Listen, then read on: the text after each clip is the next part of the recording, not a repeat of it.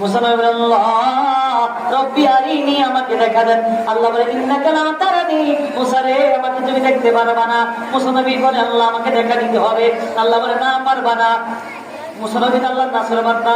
আল্লাহ বলে, মুসা রে যদি তুমি আমাকে দেখতে চাও ওই তুর পাহাড়ে চলে যাও,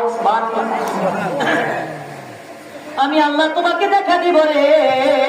আমি আল্লাহ রাব্বুল আলামিন যখন তোমাকে দেখা দিব, যখন আমার নূরের তাজাল্লি দিব, তুমি মুসা যদি আমার নূরের তাজাল্লিতে নিজেকে স্থির রাখতে পারো রে, আমি আল্লাহকে তাহলে তুমি দেখতে পাবা।